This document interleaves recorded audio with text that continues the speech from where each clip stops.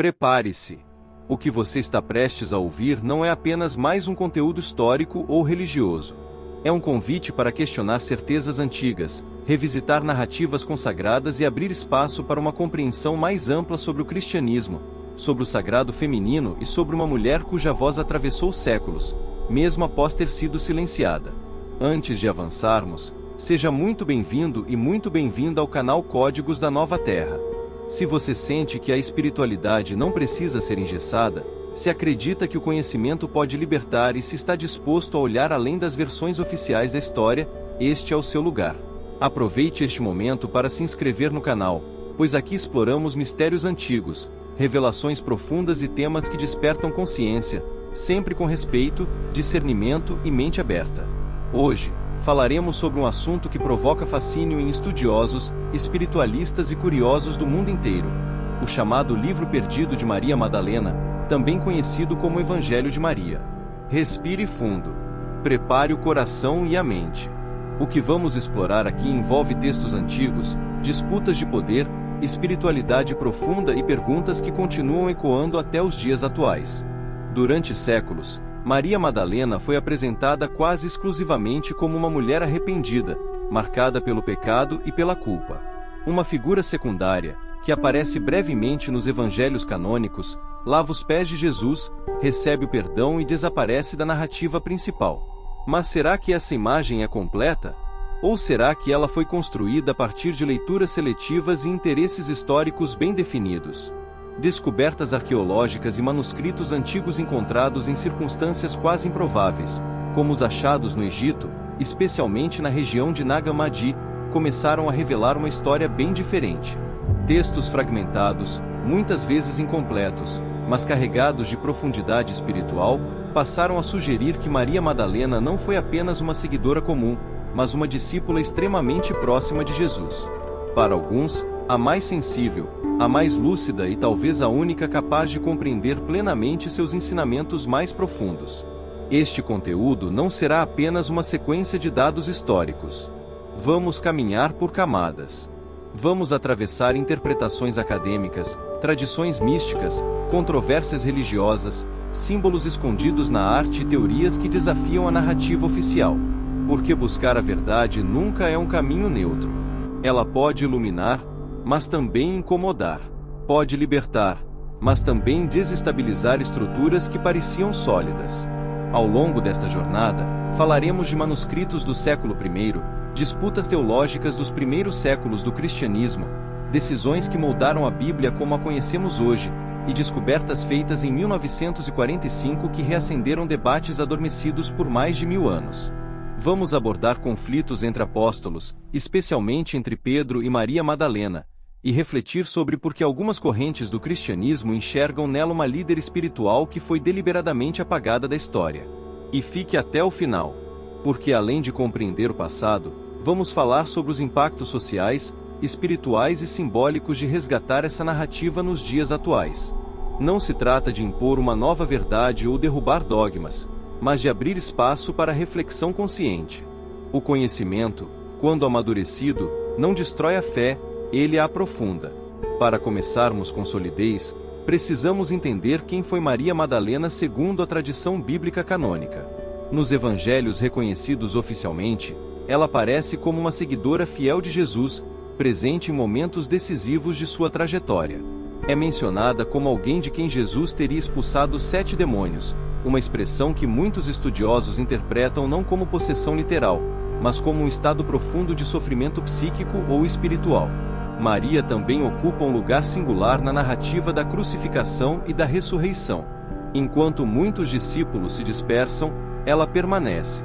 É Maria Madalena quem vai ao túmulo e se torna a primeira testemunha da ressurreição, recebendo a missão de anunciar aos demais aquilo que viu. Ainda assim, essa posição extraordinária raramente foi explorada em profundidade pela tradição oficial. Ao longo dos séculos, consolidou-se a imagem de Maria Madalena como uma prostituta arrependida, algo que não está claramente afirmado nos textos bíblicos. Essa associação parece ter surgido de confusões entre diferentes personagens femininas chamadas Maria, além de interpretações moralizantes que se fortaleceram em contextos profundamente patriarcais. Assim, sua possível autoridade espiritual foi diluída, e sua voz, suavemente silenciada. É exatamente nesse ponto que entram os chamados textos gnósticos.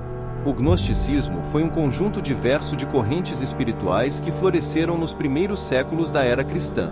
A palavra gnose vem do grego e significa conhecimento interior, conhecimento espiritual profundo.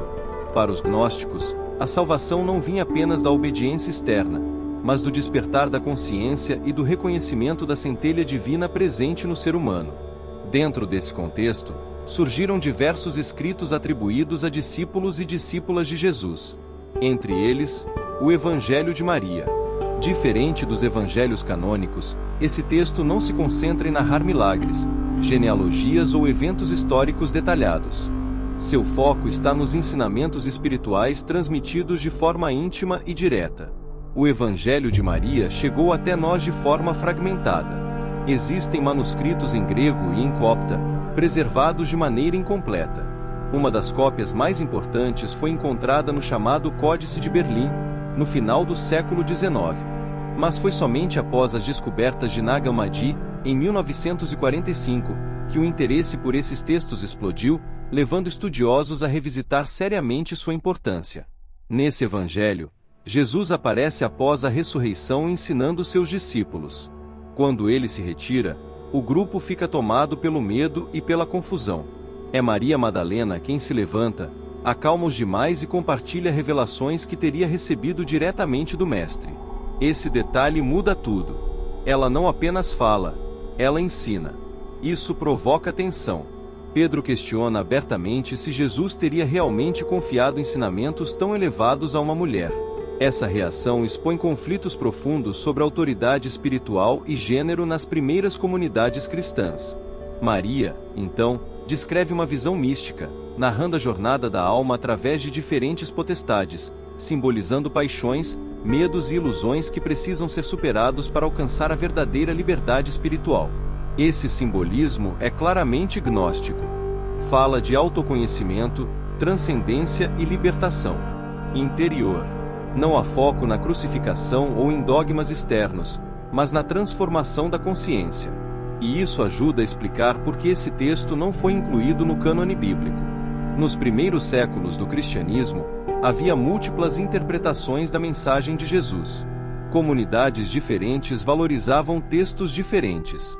À medida que a Igreja foi se institucionalizando, tornou-se necessário definir o que era ortodoxo e o que seria considerado heresia.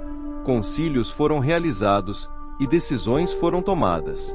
Textos que fugiam da linha teológica dominante, especialmente aqueles que defendiam uma espiritualidade interior ou davam destaque a figuras femininas, acabaram sendo excluídos. É impossível separar esse processo de disputas políticas, interesses de poder e estruturas patriarcais. O Evangelho de Maria apresentava uma mulher em posição de liderança espiritual, algo profundamente desconfortável para uma instituição que se organizava de forma hierárquica e masculina. Além disso, sua visão mística não se alinhava à ênfase sacramental que começava a se consolidar. Com o passar dos séculos, muitos desses textos foram destruídos. Outros foram escondidos. Alguns sobreviveram por acaso. E quando ressurgiram, reacenderam perguntas que nunca foram totalmente respondidas. A partir dessas redescobertas, surgiram também teorias mais ousadas. Algumas defendem que a Igreja teria deliberadamente suprimido esses escritos. Outras argumentam que foram apenas escolhas históricas.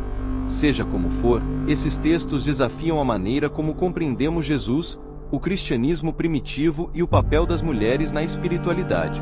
O tema ganhou ainda mais projeção quando passou a ser associado à arte renascentista, especialmente às obras de Leonardo da Vinci.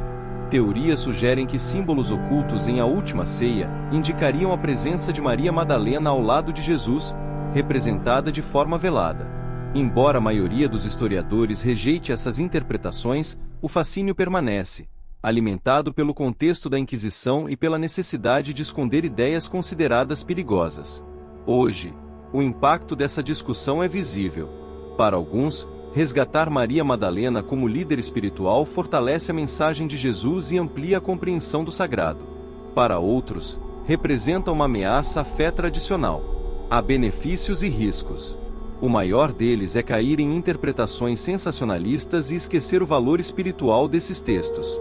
Ainda assim, é inegável que a figura de Maria Madalena vem sendo reavaliada. A própria Igreja Católica elevou sua memória litúrgica, reconhecendo-a como apóstola dos apóstolos. No meio espiritual e místico, ela é vista como símbolo do sagrado feminino, da sabedoria intuitiva e do amor consciente. A verdade é que não temos certezas absolutas. Temos fragmentos, estudos, interpretações e escolhas pessoais. E talvez essa seja a maior lição do Evangelho de Maria Madalena. A verdade espiritual não é imposta de fora. Ela é descoberta dentro. Se existe um legado claro nesse livro considerado perdido, é a mensagem de que cada ser humano pode acessar o divino por meio do autoconhecimento, da superação do medo e da expansão da consciência. E que uma mulher, sim, pode ser guardiã de revelações profundas. Ao final dessa jornada, talvez você tenha mais perguntas do que respostas. E isso é um sinal de crescimento. A fé que não questiona se torna frágil. O conhecimento que dialoga com a espiritualidade se torna libertador. Se este conteúdo tocou você, inscreva-se no canal Códigos da Nova Terra e compartilhe este vídeo. Seguiremos juntos explorando histórias, mistérios e verdades que continuam aguardando para serem reveladas. Porque aquilo que hoje parece oculto, amanhã pode ser a chave de uma nova compreensão. Muito obrigado por estar aqui. Até o próximo mergulho.